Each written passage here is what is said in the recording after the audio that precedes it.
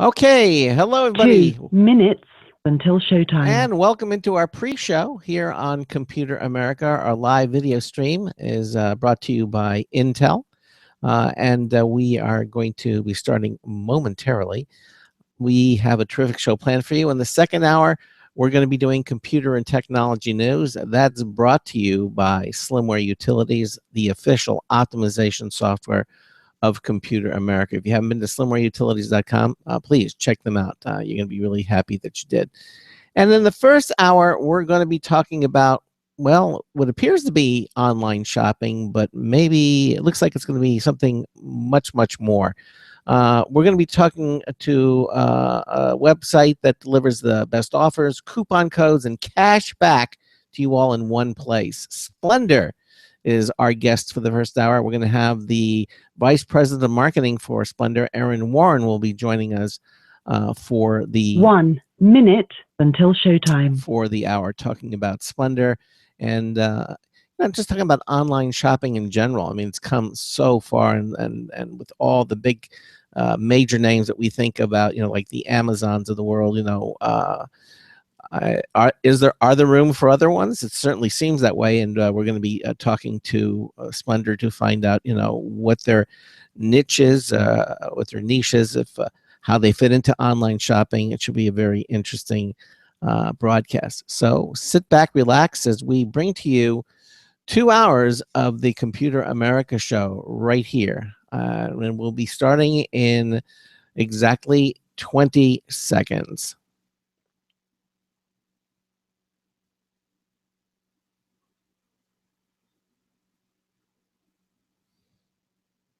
10 seconds.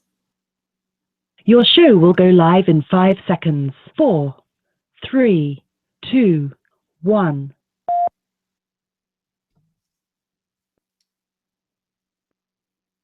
Broadcasting live, it's America's longest-running national radio talk show on computers, Computer America, hosted by national columnist Craig Crossman. Look for Craig's weekly column in your favorite newspaper. This show is being beamed nationwide at ComputerAmerica.com. Keep it here for technology news, computer products, guest interviews, and your phone calls. You're listening to Computer America. Hello and welcome into the Computer America show. It's the nation's longest running, nationally syndicated radio talk show on computers. Computer America is heard around the world and coast to coast. And I'm your host, Craig Crossman. And I'm your co-host, Ben. And welcome into a Thursday edition of the Computer America show. And we have a terrific show planned for you today. Now, in the second hour, we're going to be bringing to you computer and technology news. That's brought to you by Slimware Utilities, the official optimization software of Computer America. And we got a lot of interesting news stories to tell you about. And in the first hour, we're going to take a closer look at online shopping. I mean, online shopping is here. It's established. Everybody knows that, all about it. But there are different companies offering different things to bring you to their website. And we're certainly going to explore that with one called Splender here today. They offer coupon codes, obviously the best offers, and cash back to you all in one place. It's going to be very interesting. We're going to have Erin Warren is here. She is the Senior Vice President of Marketing for Splender, and we'll be talking to her about online shopping in general, and of course what Splender is and what it has to offer. It's the people who frequent that website. If you have a comment or question for her or for myself or Ben, give us a call. We'd love to hear from you. 347-884-8881. That's 347-884-8881. We'll get you on and get you through. If you don't want to call, but you still have a comment or question, head over to ComputerAmerica.com. Any page there, on the upper right-hand corner, it says Submit a Question. Click it. It's a link.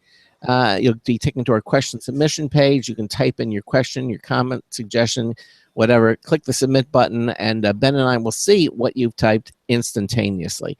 The other thing that we invite you to do is watch the show. We provide live video streaming of Computer America, and you can see Ben. Ben has the technology actually to display the websites we're going to be talking about, any kind of videos, movies, links, that type of thing.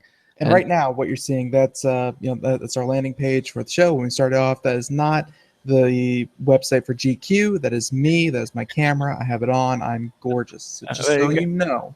And modest. And modest. And modest. Yes. Thank you. Now, of course, to get to that live video stream, just head over to any page at computeramerica.com. The menu bar there, it's on every page. It just says Show Lounge. Click it. You'll be taken to our live video streaming page. You'll be joined to the show already in progress, and you can actually watch the show. Of course, we really like to hear from you, though. We love our live listeners. 347-884-8881 is the number to call to get you on and get you through. So anything else you want our listeners to know about? Interesting news stories for the second hour, I would assume. Yeah. Hopefully anyone out there who caught Jimmy Fallon last night, that was the world premiere of the first trailer for Assassin's Creed. Ooh. So, Assassin's Creed, the movie, not any video game, but the actual movie that's going to be coming sometime this year. All right. So that's exciting. Yeah, we'll talk about video games into movies. That's something we see a couple times. Is usually not good, but we have hope. Yeah, we do. And hope is all we have. A lot of them are coming out. I mean, there's the new X-Men movies coming out. Video games to movies. Well, the X-Men was a video game, wasn't it? It was a comic book. Let's be real here. All right.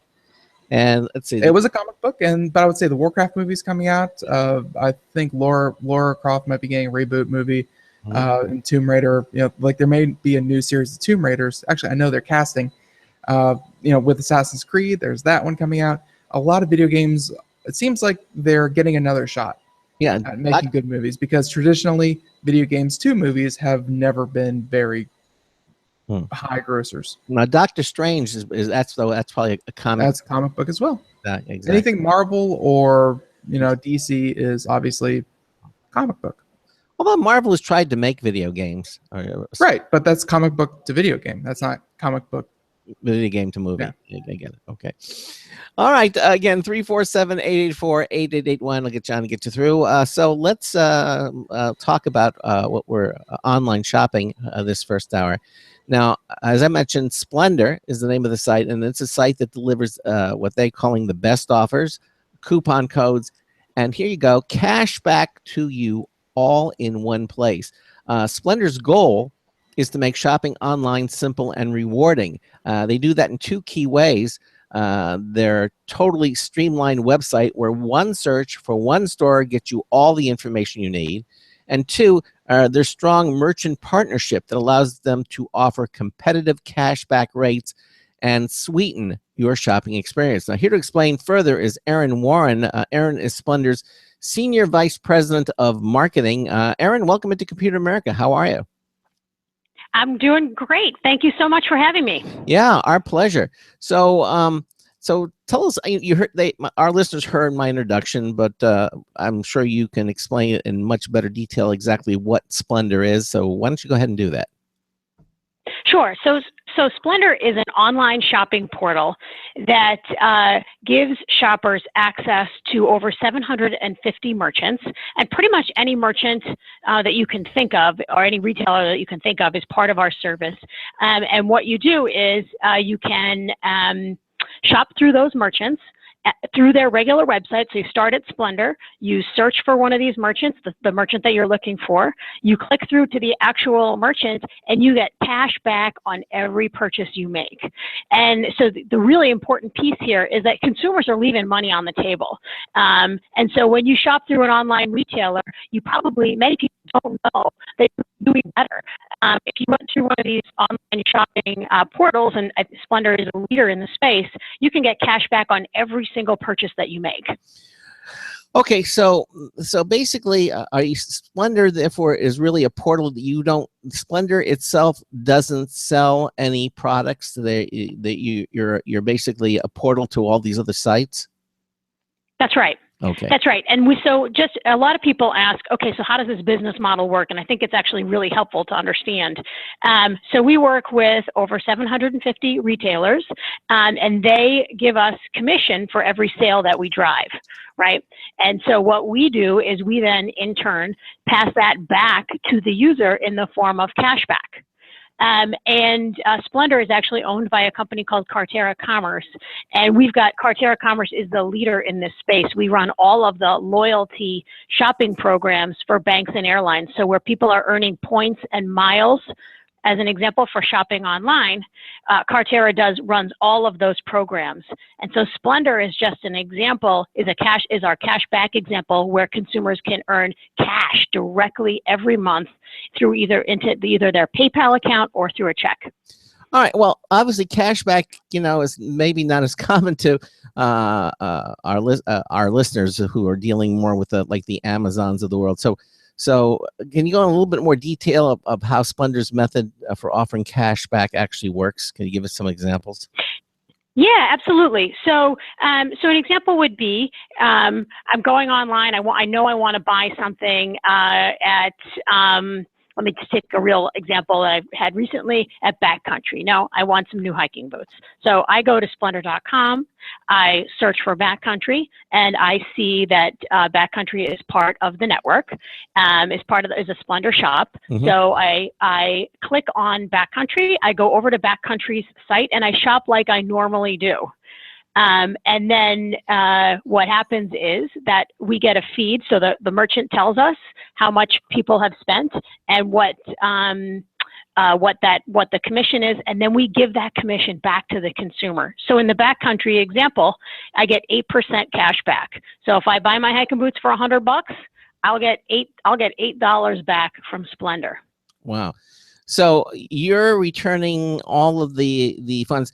So I guess how does Splender make money if you're giving all the money back to the? So we don't give all of it back. So Cartera takes some percentage of that commission, and that's how we grow our business. Now, I think the really compelling part about Splender and the reason why we're a fairly new entrant in the market, why we can be so competitive on our cashback rates, is because we're part of this larger company that's running all of the online loyalty shopping programs for the banks and airlines. So we're a big player in the space, and we're able to really pass on very large percentages onto our shoppers. Okay, now again, I was not familiar with Cartera. It may not be a company that's, I guess, maybe in the mainstream of it. Sort of works. I get the feeling it's a company that works more in the background. It's like a parent Absolutely. company. Yeah, and which is fine. I mean, consumers don't need to know that. However, obviously there's some, how should I say, security in the fact that you are indirectly that a larger company is kind of handling this, and that Splender is just not the only company out there. That there is a larger company sort of backing it and making sure everything is going to run well and securely. And speaking of security, how secure is shopping online with Splender? So that's actually a great point, and I think this is where Splender is really strong. So in the first piece, we actually don't get any credit card information, right? Mm-hmm. All we ask you when you sign up for Splender is to give us your email address. That's it. That's really what we have. And then we're able to, and you can give us your PayPal email address or your regular address, and we will either put a deposit into your PayPal account with your cash, or we will mail you a check. We don't have any other information. We don't have your credit card because you make your purchase actually at the retailer's online site. Mm-hmm. So it's not any information that we carry here. And then what I can also say is I think one of the benefits of Cartera being so strong is that we run when I say the loyalty programs, the online shopping, we run it for United, for American Airlines, Delta, Alaska, all of these big companies, as well as many banks, so USAA, Barclays. So we have a lot of experience being very careful with the limited data that we have. So one, we don't have a lot of data. Let's just start there. Mm-hmm. But then two, the data that we have has been scrutinized by some of the most careful companies that are out there. And because we work with banks, we are also PCI compliant. What that means is we take extra protections with our data, with the limited data that we have, to make sure that we are really buttoned up in this space. So, I mean, that's really one of our strengths. Right now, again, if you're watching the live video stream, that you can see some of the partners that Splender offers portals on. Yeah, and again, they're not little, unnamed stores and whatnot. They're trying to get their names out there. They're the big ones that we guarantee you have shopped at one point in your life or another. Sure. And Yeah. and one of the questions I kind of have about that is that, obviously Macy's would rather you, kind of come to Macy's.com and shop there without, any like it says here on your website that you give 4% cash, give 4% cash back. So my question is, on the business side of this, how are you convincing these businesses that, hey, partner with us, we'll do some kind of, redirect traffic, partnership kind of deal, and we'll do money. Like, why would they rather go through you than to try to do it themselves and, kind of save themselves the 8%, 10%, 5%? So I think a way to think about it from the retailer's perspective is we're just another channel for them to acquire customers and retain customers, right, and build loyalty. And so just like you might say, hey, why would you do a print advertising when you've already got TV? Well, you know what? They're going to do both. And just like they will do offers in some channels, like they might give particular coupons or run specific promotions in certain channels, and others they won't. What the retailers are figuring out is how do I expose myself to the most number of consumers, and they're willing to pay to acquire customers, right, to earn their business. And so, what we make in commission is really just that. It's really no different than thinking about the money that Macy's would give to run a television spot, right? It's essentially the same thing. It's just our commission is based on what people actually buy, and we make the decision to share it with consumers versus just pocketing it all, right? That's our value prop. And so, that's, to me, the business reason why retailers do this. All right, Aaron, well, let me ask you this. So I see, again, there's Sears, and there's Lord & Taylor, you have Kohl's. So when I go to Sears via Splender's portal, when I'm at the Sears website via Splender, do I see the actual Sears website, or do I see some sort of indication that, I'm at Sears via the Splender, or is it completely transparent? When I go to Sears, for example, to Splender, what do I see? Yeah, so you see the regular website from Sears. The only thing that's different is there is a little identifier in your URL in your browser that will say, and you won't be able to figure it out, what it is, but it's some, unique alphanumeric digit that basically says, hey, this person's coming from Splender. But the website itself is exactly the same. Okay, you can go, you go ahead and shop just like you normally would. All right, so let's say I do that, and I'm for all intent and purposes, I'm at the Sears website, and I buy a refrigerator, or I buy a pair of pants, or whatever I'm buying, and then I go to the checkout, and I assume I'm going to use the same Sears checkout that they have set up. Yep. So then how do I know that the purchase I made, is it going to say somewhere that, okay, you just spent $100 and you're going to get 8% back or something? You're going to get $8 back. Is it going to tell me at that point, or what kind of validation do I get? Yeah, that's a great question, and validation is super important to our users. We know that people want to know, hey, did you see my purchase? How are you tracking it? Yeah. And we absolutely send out what we call purchase confirmation emails, similar to what you would get from a merchant. And they typically take a day, so we don't get it instantly, but it'll take typically the next day. And you would get an email confirmation that says, hey, Craig bought a pair of pants. Craig spent $100 at Sears. You got a particular percent back, and you should expect this much cash back.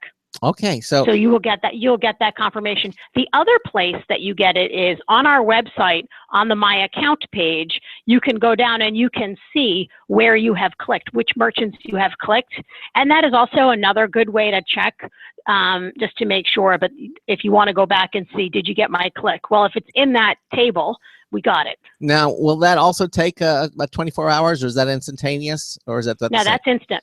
That's instant. Yeah. So therefore, let's say I buy $100 of whatever from Sears, and I click it, and that's done. And the only way I'm going to get validation is that email, as you said, but if I'm really, antsy, and some people, can be that way, and I want to know that, oh, did Splender see it? Am I going to get my $8 back? I can go back to my I can go back to the Splender website under my account, I assume, and I'll be able to see, oh yeah, there it is. I went to Sears and I purchased something, or whatever it was. Well, what you'll see is I went to Sears, and you'll see the cashback rate. But you won't see the actual purchase yet because we haven't gotten that confirmation. Okay. That way you'll get that. You'll see it in your My Account probably the next day. Okay. All right. So, but I will definitely see it. I'll get an email, and I definitely will see it within 24 hours. Absolutely. Okay. All right. Yep. So that's about now. Any thoughts on things happen so fast? You wonder, when you pay a bill or something, sometimes you'll see it instantly, and sometimes it'll be like 24 hours. And I don't know what that is. I don't know if it's the banks or if it's just the technique. That is the banking system, and where I think you're talking about when it withdraws money, that's instant. When it deposits money, that takes a couple days, and that's really on the banking side. Yeah. That's not the merchant's fault. Is it going to basically be this way with Splender, or do you foresee it being instantaneous, or is it just going to be this way?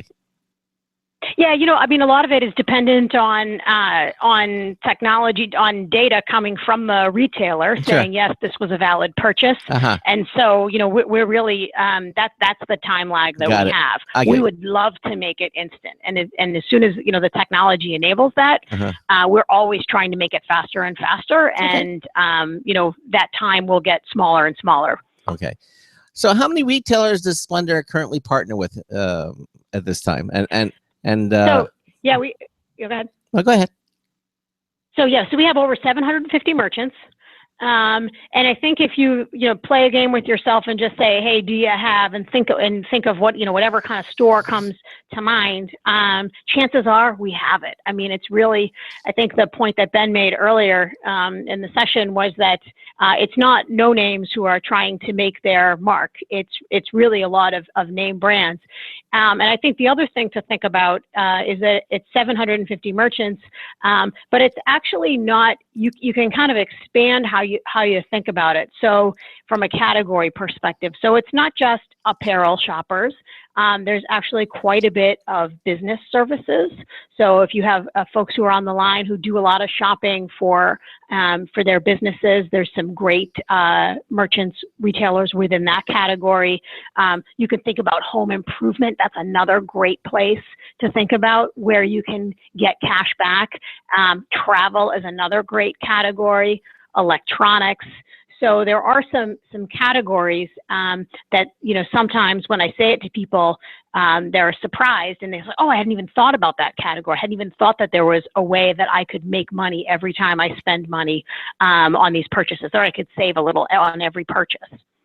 Okay. All right. So now getting back to the shopping process, and again, this is because of the way this question is structured. I'm assuming that that there are other sites that offer cash back when you use them. So I guess my question to you is, what makes Splender different than these other cashback sites, Aaron? Yeah, so great question. There are others. One of the benefits of Splender is that we pay out faster. So I think the largest competitor, the leader in the space, only pays people quarterly. We pay people every month. As soon as you have $10 in your account, we'll pay you out, and we'll give it to you in either a PayPal account or in a check. So there's no need for us, we're not earning money on holding your commissions. We're just paying them out as quickly as we can, and that's really our key differentiator. The second thing is, I think from a user experience, our site is very clean aesthetically. We're not trying to jam advertisements into your face. We're letting people, we've designed this site to really allow users to find the merchants, the retailers that they care about, and then give them quick access out to those retailers. We're not trying to make you go through lots of advertising hoops to look at other promotions or advertising. Okay. All right. Well, and I think one thing that we should point out is that just going to your website, you also have, latest deals and offers. And, while you do have the standard cash back for, places where you buy your skincare, places that you book traveling, staples and, things like that. Do you also have, kind of like limited run deals and offers, like, more cash back during certain periods, or, spend a certain threshold and save even more? Like, is it all just a flat, 5% across the board, or do you have special deals at certain times? Yeah, no, great question. We definitely have special deals at different times, and then we also know that our merchant partners, they have special deals during certain times as well, right? So sometimes the merchant will come in and they will say, hey, let's increase the commission rate because this is either an important promotional period for us or we want to pump up business, and so we will elevate that merchant. We will give more cash back on particular merchants, and so it can be either done at the merchant level, or it can be done at the merchant's request, like, hey, I really want to pump up my cash back, or it's a decision that we make here at Splender to promote a particular merchant. So we may decide to give more of the cash back. And so, yeah, you're right. The cashback rate is always moving. And then the other piece that's, I think, very important is that a lot of merchants have special offers on top of that. So you can save, they'll have 20% off, or they'll be having sales. And so you can get your cash back on top of using coupons to save money on the overall purchase. And that's really where things get really interesting for consumers, is when they can stack and use a coupon, get cash back, and then use the right credit card, right? I think we all have great experiences of trying to think through what's the right credit card to use for this purchase. Where am I going to get the best benefit? Well, consumers should really be thinking about cash back in that same way to really maximize their savings. All right, so you talk about the stacking. Here's an example. Let's say there's a merchant out there, and I'm going to give you a specific one momentarily. And let's say they're advertising and say, well, if you use this coupon code, you're going to save X amount. And you say, okay, and you're at their website and you put their coupon code in and you save X amount. Now, I've done this through the portal, the Splender portal. Are you saying you get that, whatever that coupon code was that I typed in, and get whatever cashback Splender is going to do? Can you stack it like that? Yes, you absolutely can. We encourage people to look on our website and look at the specific offers and see if the coupon code is listed on our site. But for the most part, if you also find a coupon code on the merchant site, you can use that also. Okay. And that's really where you can see some great savings. Okay. Well, for example, one of our advertisers is Vistaprint. And we have a coupon code, and I see that you have Vistaprint is one of your partners. So you could put in our coupon code. People would get that whatever percentage is off by using our code, and then they would get additional cash back because they bought it from they accessed Vistaprint through the Splender website. It should work. There are examples where if it's a really niche. No, I want to hold on, because if they gave you a very special coupon code that is only for Computer America, and it is very that sometimes if it's a really niche coupon code, like just for a very exclusive audience, you can have a problem. But most of the time, it works. And anything that's on our website, 100% works. Hey, I had to ask.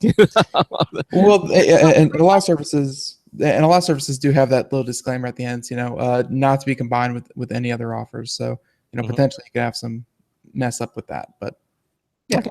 All right. Well, okay. So, so the answer to the Splender allow consumers to stack coupons and discounts when they shop online. The answer is, for the most part, yes.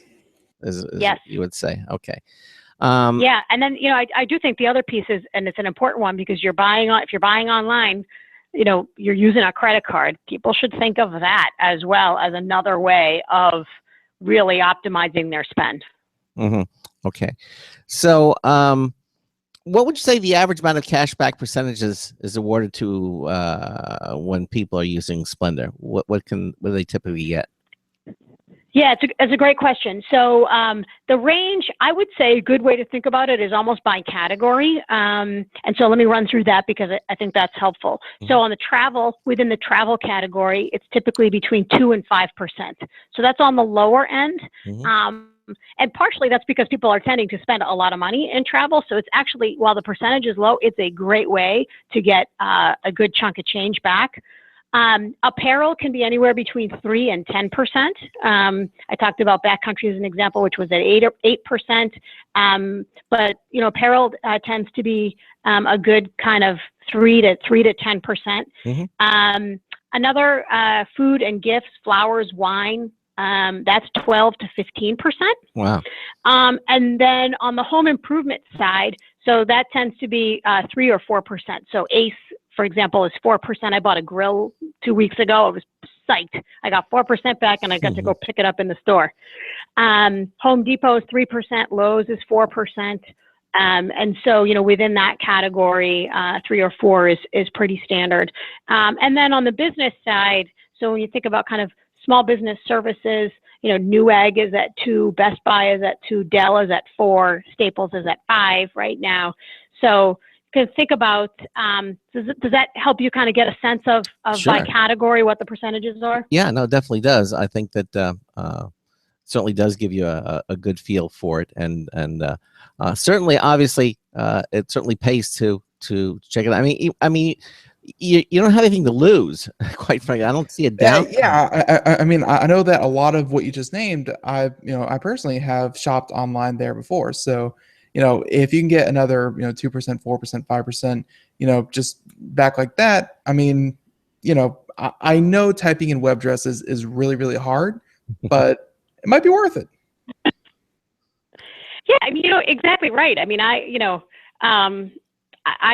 have, trained myself and my entire family to always start at Splender, and that really adds up when you're shopping for a family. All right, Aaron, listen, we're at the bottom of the hour. We're gonna take a little break, and we're gonna continue on. Okay, you're listening to the Computer America Show. Ben and I are talking to Erin Warren. She is Splender's Senior Vice President of Marketing, and we're talking about how to get cash back using the Splender portal. We've got another news test bullet review from Marty Winston, and we will be right back. Please stay with us. Sometimes disaster strikes. Data can be lost due to many different reasons: accidental reformatting, power spikes, virus attacks. Zero Assumption Recovery provides a suite of highly effective and thorough data recovery software for Windows operating systems. ZA is suitable for home users and small businesses who need a powerful data recovery solution for Windows and Linux file systems. Go to z-a-recovery.com. Sometimes disaster strikes. Data can be lost due to many different reasons: accidental reformatting, power spikes, virus attacks. Zero Assumption Recovery provides a suite of highly effective and thorough data recovery software for Windows operating systems. ZA is suitable for home users and small businesses who need a powerful data recovery solution for Windows and Linux file systems. Go to z-a-recovery.com.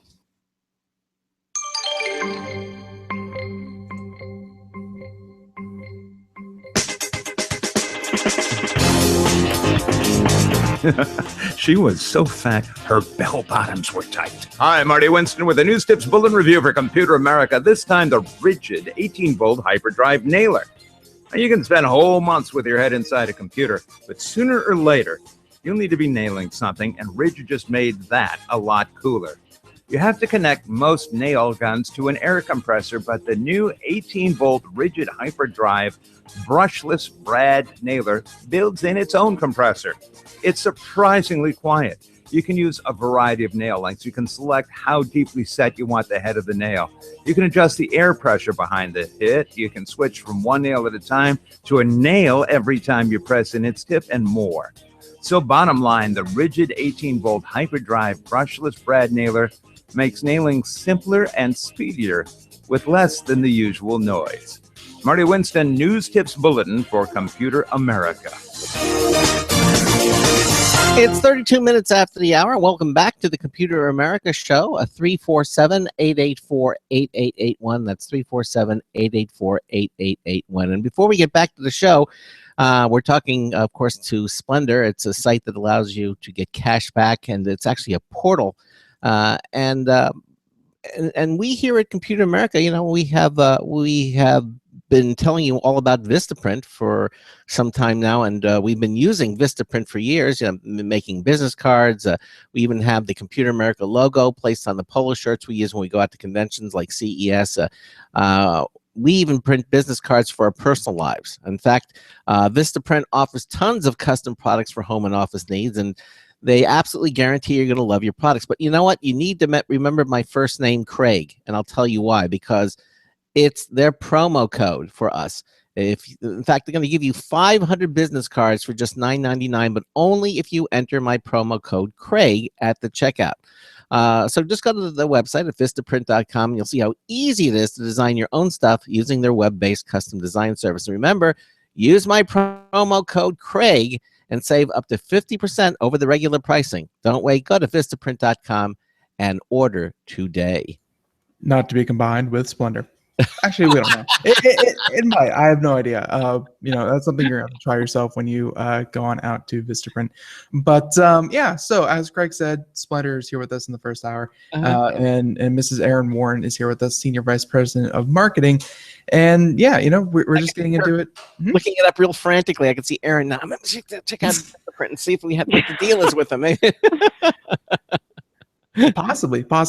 And yeah, just before the break, we were kind of talking about, some of the industries and, what you can expect back. Obviously it seems like, between here and there, like apparel shopping, like you said, 5-10%, and then, smaller things like Home Depot and, home goods and things like that, a little bit lower, 2-3%, because obviously probably margins are a bit smaller, but, overall, anywhere that you seem to be shopping online, I mean, you have 800 stores available through your site.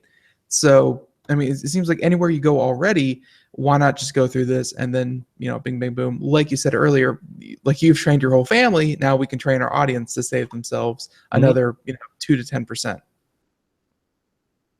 Absolutely. I mean, at the end of the year, I expect that I'll save $1,000 through this service.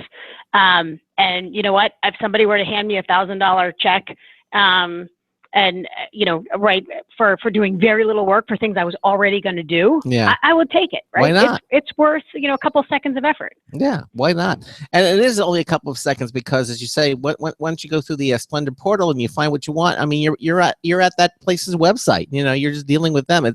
For all intent and purposes, it's like you're dealing with them. Well, right, and just to make it crystal clear, you're not doing this through cookies. You're doing this through a special, kind of address, kind of marker that says, hey, this person came from so-and-so, but you don't actually put anything on anyone's browser to track where they go, right? I think it goes through the URL. You're talking to a marketer. So okay. I Well, for my understanding of what you were explaining earlier, it goes through the web URL and it does not put cookies on, and it does not, kind of track you and say, oh, this person after this site went here. It's a privacy thing, and I think you guys are doing the right thing. Now, the websites that you partner with may have something like that going on, and you have no control over that. But as far as Splender is concerned, you don't do that. No. Okay. Right. Okay. All right. Well, let's hone it down to a little bit more specific. One of the things that we are travel websites. We've had Indicia, and we've had a number of. I'm not Indicia, that's a stamp company. Expedia, thank you. Expedia. We've had a number of them on, and they have these great. We've had Kayak and all these great companies out there. But I see that Splender partners with different travel websites. So from what I can infer from that, and I want our listeners to know, is that if they go to these travel websites through Splender first, they're going to get some additional bargains or some cash back. And if that's the case, how many different ones do you work with? or partner with, actually. Yeah, so so we've got some great ones, and I think it's such an important category because you're spending a lot of money, and it's a great way to earn quite a bit of cash back. So Exactly. so we could first start with like the big portals. So Travelocity, Expedia, Priceline, Hotwire, Orbitz. They're all part of Splender, and they're all at 2%. Wow. And then thinking about on the hotel side, there's lots of great options. Everything from Hotels.com, which is at 5% right now. The Intercontinental Hotels Group is at 5%. Holiday Inn, Crown Plaza, they're at 5%. Bedandbreakfast.com, which is another great place. If you think, hey, you know what, I'm going to stay at a small place, it's probably not in the portal. I was actually shocked, and I was so excited when I found that Bed and Breakfast had a combination of smaller inns, and that was at 4%. Ramada's at 4%, Radisson's at 4%, Booking.com is at 3%. So great, a great portal for hotels. And then as you think about kind of the car category, we have every major player. The leaders on the cashback right now are Alamo, Avis, and National that are all at 4% back. But Budget, Dollar, Enterprise, and Thrifty are all at 3%. So we have a lot of players, a lot of the big players in the space really well represented. And then one other thing I like to tell people to think about is when they're thinking about travel is Groupon. So Groupon's got a lot of good value vacations, but Groupon is also part of our travel solution, and you can get 5% back there. So if you're thinking about some of their the great deals that they have on their within their travel section, and then you think about the 5% you could get back on Groupon, you start to talk about, really think about some significant savings. Yeah, and again, I know, for example, you mentioned car rentals and Enterprise, and all the companies, by the way, the travel ones you mentioned have been on the show in the past. I'll get as a member of Enterprise. I mean, I'll get offers. Rent a car for the weekend for like $9.99 a day or something like that, and it says, "Oh, that's a really great deal." Are you saying that you can stack? If I come to Enterprise through Splender as an example, that I'm going to get even better savings? Yeah, I mean, many times you will. So, most offers you can stack. All right. Again, I would caution, always look on the website and see if the offer, if on our site, the offer is there, or if it's on the merchant site. In either of those instances, you should be good. Okay. All right. So, and I mentioned travel websites because you're usually spending a lot of money when you're traveling. I mean, even if you're budget traveling, still, those are really the big ticket items. Appliances for your home, big ticket items. I guess who knows, maybe if you're smart about it and go through the proper channels and look for the proper deals, it may cost what it used to cost to travel, because that price has gone crazy high. Yeah, I'll tell you, I had to buy a generator for my house, and it was like the least exciting purchase that I could ever have thought of making. But I was so happy because I was able to find the generator I wanted and spend way too much on it. But I bought it through the portal, and through Splender, and I was able to get a pretty high percentage back on that purchase because it was a high ticket item, just like my grill. I bought a grill at Ace, and it was fabulous. So just don't think of Splender for your everyday purchases, although that's nice. But, especially when you're thinking of a big ticket item, whatever that may, like a major appliance or something, you really want to, and you do all your shopping and you check around for the best, you want the model you want, and then you find the best place that sells it. And then one of the last things you should do, maybe is that the order? Then the last thing, you've got the place, you found the best website, you found the best deal, and now you go to Splender. Is that the best way to do it? I would think it sounds like the way to do it. Yeah, that's absolutely one great way to do it. The other way that you can do it is you can use our search feature, and if you know the exact model that you want, you can put it into our product search, and what it'll do is it will show you all the merchants that we have across our network that have that product, and it will show you what their price is and what their cashback rate is, and it will net it out for you. Oh, so it'll do that. It'll do that math because a lot of people don't like to do that math. Some days I do, some days I don't. But so I like the product search because it will do that for you, and show you where the best overall value is. All right. Well, that was something I wasn't aware of. So basically, I don't have to do that. I just got to go to Splender, and although the consumer in me says, let me just check around and let me look and see for myself, because maybe something came out today or something like but as you say, you've done a lot of the legwork for your and people can just. So I was going to say, so one of the great things about the internet is that the consumer has so much power at their fingertips to very quickly access. They really have almost perfect information to make their purchasing decisions. And what we've done is try and cut out some of that work. So if you don't want to dedicate a lot of time to research, you know what? You could put in that purchase, that product that you're looking for, and we'll make it easier for you to find the right deal. Right. All right, and I want to talk more about Splender, but I also just want to kind of step back just for a moment and kind of pick your brain for our listeners to just talk about online shopping in general. How long have you been with Splender, Erin? I've been with Splender for 2 years. Okay. And you've been doing obviously marketing for some time before that, I would think. You do sound like a pro. So yeah, I mean, how have you seen? I want to pick your brain a little bit and find out, how have you seen online shopping improve over the past few years? People are going to brick and mortar stores less. Do you think? Are they just getting better online deals online? You have to imagine that, like things like Amazon with their 2-day shipping, and people expect fast free shipping, like not even fast, and another $60 on top. People kind of expect more for less, and they're getting to the point where they expect the drone to come by and drop whatever it is on the door. Yeah, exactly. But give us a little bit of what your overall views of online shopping in the past few years has improved. Yeah, I think first of all, back to the point I just made is the consumer has almost perfect information. I mean, they can research a product. They can almost experience a product online. I mean, online shopping services have become so sophisticated and have really solved a lot of shoppers' problems in the online interface. But the other thing I think is the other kind of major trend to me is that, I think when people started first thinking about online shopping, there was, hey, I could go in store or I could shop online. Now what I think is really interesting is that consumers are shopping online while they're in store, right?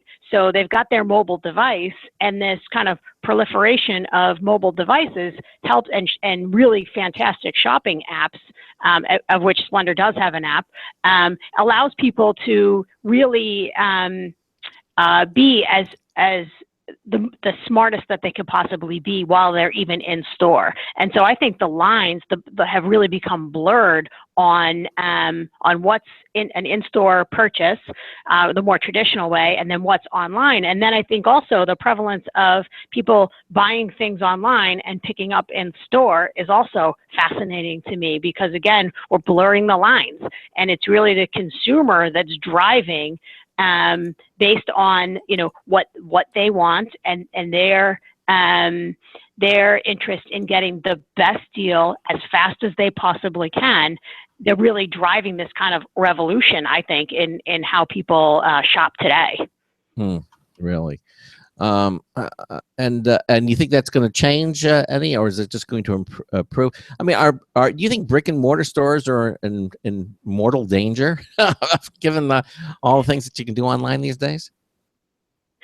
I think that there's still always that kind of tactile experience that I think that online retailers, I mean, they're getting a lot better at it. They can show what a product, they're really smart about how they visually display the product. They're smart about how they size the product compared to other things that you might know. So other brands you might be familiar with. I mean, I think they've really gotten smart, but I think that there's still this kind of tactile challenge that the online environment has not been able to figure out, right?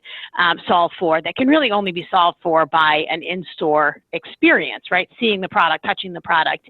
But I think it'll be interesting to see as technology continues to improve, and as lots of smart people all around the world are trying to figure out how to bring those experiences closer together. I think it'll be really fascinating to see how they solve for that experience gap. Yeah. Where do you see Splender in the next couple of years? And at first, and not online shopping in general, but what Splender is doing. Where do you see Splender in the next couple of years? What do you think is the next big thing coming to online shopping for you? Yeah, I mean, I think for us, getting back to, I think one of the points that Ben made earlier is we're always trying to figure out how to recognize a shop faster, how to drive more value for consumers as quickly as possible, and help them see the value as quickly as possible. And that's really the problem that we're trying to solve here: is how can we get better at letting shoppers know? How can we evolve the shopping experience through our mobile devices and through our apps? How do we make that experience more engaging and more rewarding for consumers? So, I mean, I think that while that's a kind of a broad, somewhat vague answer, that's really where all of our tests in market are trying to go, right? How can we really try to solve that gap of taking an online shopping experience and really making it feel tangible and really driving that value for the consumer?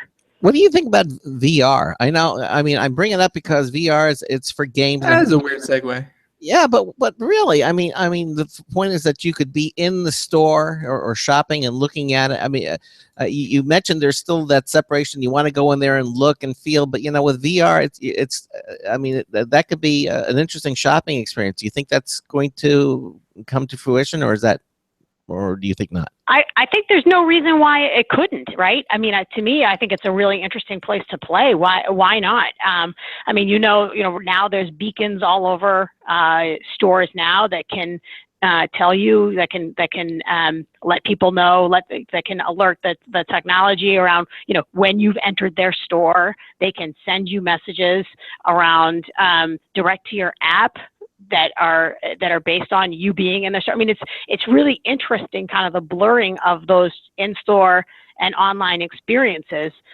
So, and it's been interesting because a lot of the testing is around taking the mobile experience into the store, but it'd be interesting to see how do you expand on the in-store experience online, right? And so I don't see why not. Yeah, exactly. I would tend to agree with you. I really do. I think that's a technology that has, yes, it's going to have its roots in gaming and entertainment, but I think then people can say, well, what else can I do with this other than play games? And just put it on and go shopping. I don't see why not. Certainly within the purview of the technology. Okay, so now again, Splender's has been up and running for how long now? The website itself. Yeah, we're almost at a year since we've launched our first kind of beta program. Mm-hmm. But I would say we've really been up and really like rolling since last September. What kind of feedback are you getting from people who are using Splender? So we're getting a lot of feedback from folks who really know the cashback space, who love the fact that we pay back faster, right? They love that. They love the fact that we are rewarding with both checks and with PayPal and doing it faster than anyone else in the space. And I think people who know the category also have a great deal of confidence in the fact that we have a strong history of running these types of programs for large companies. And so there's that trust factor. That we are not just a brand new entrant with no experience in data security and those types of things. And again, you're with the larger company, which is through a Carterra Commerce. Yes, Carterra Commerce. So we've had a lot of the. just and I guess one more thing, go over to Splender.com. Very easy. We'll have links over our website pointing to Splender. So don't worry about remembering it if you're driving or something like that. But if you scroll all the way down to the bottom, you also have this blog that you have here. Get Inspired. That's, I guess, constantly being updated with little things that you could be shopping online for. Yeah, absolutely. Topics that that we think are relevant, seasonally relevant. We tend to do a lot of lists, types of formats. So talking about, what's the latest fashion, what things should you be thinking about as you prepare your home for spring cleaning, vacation. We've done quite a bit on travel. Those types of topics, really just, things that are interesting to us that we think other people would be interested in. Yeah, and you have it on a blog where you can actually see more of that. The other thing I also thought was really interesting that you have a referral service. So if you how does that work? If you refer somebody to Splender, you're going to get $10. How does that work? Yeah, so the way it works is if you refer somebody to the program, you will get $10 when your friend shops. Okay. And your friend will get $5. Oh, cool. So money all around. Money all around. Kind of win-win. Yeah, it is. Okay, so again, we're the website, of course, is splender.com, SPLENDER.com. Where did you get the names? Where did it come from? I mean, how did they choose the name Splender? Yeah, it's funny. We were working through trying to think about. We wanted an aesthetically pleasing site. We felt like everything that was out there in the space was just felt like a banner farm, and so we wanted to really have a brand that felt light, felt airy. And so when we came up with it, we were talking about, the name came out of just, we talked about, we're getting people to spend. Then there was this idea, this connection with Splender, with Splendid. And so, for us, it just felt fresh, it felt clean, and it felt like it could really support this kind of experience that we wanted our shoppers to have. See, that is a refreshing answer, because sometimes we ask people about their company, their website, and most of the answers we get nowadays are, well, we went to a domain registration company, and this was the best of what was left, because like they went with what is the shortest, easy to remember 5-letter URL, but that's not very there's no personality behind that sometimes. Or the one that we wanted just wasn't available. Right. It was taken. So this was what was left. So, all right. Well, that exactly. And when I first saw it, I thought the website was Spender, but no, it's not Spender. It's Splender. There's an L in there. Splender. Yes. Splender.okay. Although you probably will do some spending when you go to Splender, but the opposite, you're going to get cash back too. Again, if you go to our website at computeramerica.com, we have a link to splender.com right on our homepage. It's up there right now. You can see it. And for a limited time, Computer America is giving 5% cash back on Splender's 5% cash back on other people's cash. No, we're not doing that. No, we're not, because we don't sell anything on our website. Absolutely. That's not exactly. But anyhow, Aaron, anything else you want to tell our listeners before we say a good day to you? No, I really appreciate you having us on, and I think just a little bit of thinking before you go and purchase online can really add up over the course of time. So I just encourage people to take advantage of the program, and I really want to thank you for your time. It's been fun. Yeah, again, and if you're getting ready to buy something larger, like an appliance, or you can make a big spend, it would be best to your best interest to go to Splender and check. Now, you don't do cars, right? I mean, if you're going to buy a car, do you have an alliance with any auto car dealerships? No, I didn't think so. We don't. That's a good one, though. Yeah, and it's maybe one will come up in the future, because that's always going to be a huge spend. I mean, was it the cars? The car is like the second biggest expenditure short of someone's home. I think that's it.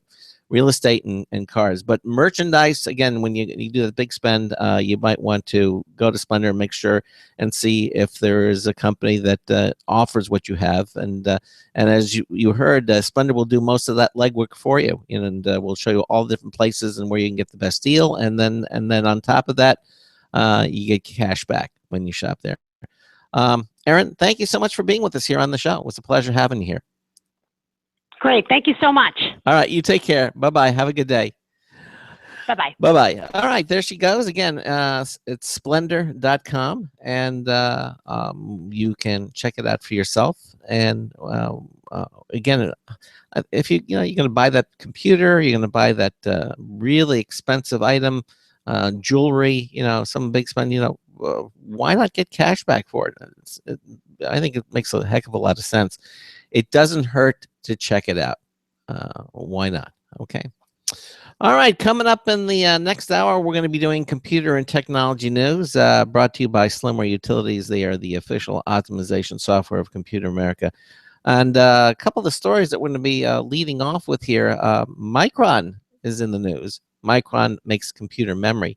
They're going to start mass producing GDDR5X memory ahead of schedule. That's one of the stories we're going to be doing. Right, and if you remember, we talked about the GDDR5X memory being in the new NVIDIA GT or GT 1080s. Yeah, the new graphics cards that they just came out with. Mm-hmm. So they're going to be. So that's why they're ahead of schedule. It's because they're in demand now. Right, and also, talking about shopping, Amazon Prime is not the only game in town. Evidently, Walmart is getting ready to test 2-day shipping from Walmart. They're going to try. They're going to try that. Yeah, we'll talk about that story. Opera's got a desktop web browser. They got some really interesting innovations. So get this, with a low power mode. So if you're using Opera, let's say on your, I think it's time to get Opera back because they have a lot of new stuff. Like they have like a built-in VPN for all their browsers. They have a low energy mode now. Like Opera is really innovating in the past couple of weeks. Yeah, exactly. And I'm looking for, and here's one story that a technology story that I find really interesting, and I hope we get time to do it, and I think we will. IBM has developed what they're calling a magic bullet to combat viral infections. We're talking about actual biological infections, from the Zika virus to the flu. They've got a new chemical that could eventually be used to fight off everything. I mean, everything. Well, that doesn't sound sensationalized or anything. Yeah, that is a huge one, and I am absolutely looking for it. But you wouldn't think it would be IBM. You think it's a medical. You don't think that it's a computer company, but evidently it is. And also, we're going to talk a little bit about the Pirate Bay. Went on for a long time. Evidently, they're going to be losing its iconic web address, the Pirate Bay. It's going to be losing it.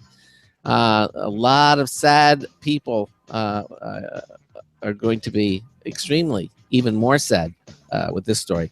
Anyhow, we're going to take a quick break, and then we'll continue on with these stories and more. You're listening to the Computer America Show. 347-884-8881 will get you on and get you through. We will be right back. Please stay with us. Broadcasting live, it's the only national radio talk show on computers to air every weeknight. Computer America, hosted by national columnist Craig Crossman. The first hour's behind us, but there's still more of tech news, tech talk, and your phone calls. We're being beamed nationwide at ComputerAmerica.com. You got computer problems? Bring them on. You're listening to Computer America. Computers run the world, and we run computers. Call us or send us an email to live@computeramerica.com. Well, hello and welcome to hour 2 of the nation's longest running, nationally syndicated radio talk show on computers. This is the Computer America Show, and I am your host, Craig Crossman. And I'm your co-host, Ben. And again, thanks to Splender, who was on the show in the first hour, Aaron Warren, Senior Vice President of Marketing on the show. And again, if you missed it, you can certainly listen to it again. We archive all of our shows at computeramerica.com. Just select the archive selection from the menu bar on any page on our website, and you can listen to it again at your own leisure. We have links to Apple's iTunes, also the Blog Talk Radio Network, the TuneIn Radio Network, the SoundCloud, Stitcher. You can even listen to us on your Amazon Echo. All different places you can listen to the Computer America show. Again, everything you need to know about our program is at computeramerica.com, the internet home of our radio broadcast. But again, if you're thinking about making a really big purchase, you might want to check Splender out too, because all those great deals, you can stack them. You can get even more cash back from them if you shop through them. So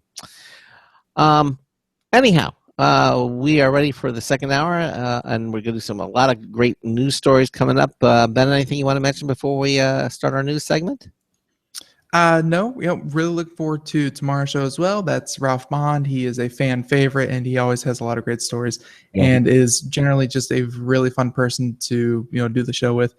So be sure to tune into that tomorrow. And no, I think I'm good. All right, well, let's do some computer and technology news. Today's computer and technology news is brought to you by Slimware Utilities, the official optimization software of Computer America. You can visit them at slimwareutilities.com to clean, speed up, and optimize your Windows system. Check them out. Everything there is really terrific. It'll make your computing life simpler, easier, faster, better. Check them out. Download them. You'll be very happy that you did, and you'll thank us for it. slimwareutilities.com. All right. So I think for our first story, we're going to head on over to Popular Science, because, they have one for why would you ever go to a movie theater again? If you're patient, you can wait, and it'll come out on Netflix, it'll come out on Redbox, it'll come out on pay-per-view, it'll come out on something. Movies don't just up and disappear after their theatrical release. And let's face it, you're paying way, way more for something that, if you, with just a little bit of patience, you can go see later for much, much more affordable. Well, here's an article from Popular Science saying that there may be something to that huge group of people sitting down and watching a movie together. So again, Popular Science, Miss Kate Bagley, and the air in movie theaters actually changes from scene to scene. So interesting. So and of course your body can't even contain all the heart-pounding excitement you feel while watching Captain America: Civil War. You and your fellow audience members can actually change the chemical composition of the air around you while you're watching the movie. And this is from a study from Scientific Reports. So when we exhale, our breath carries hundreds of different chemicals. Folks, that's not bad breath. That's just the way breathing works. It's called respiration. It's completely natural. Be embarrassed about it, but it's natural. So so when we exhale, our breath carries hundreds of different chemicals. A few of them can be used to track chemical changes within the body. If films elicit strong emotional responses, then volatile products from the internal biochemical response, so cardiovascular, skeletal muscular, neuroendocrine, things like that.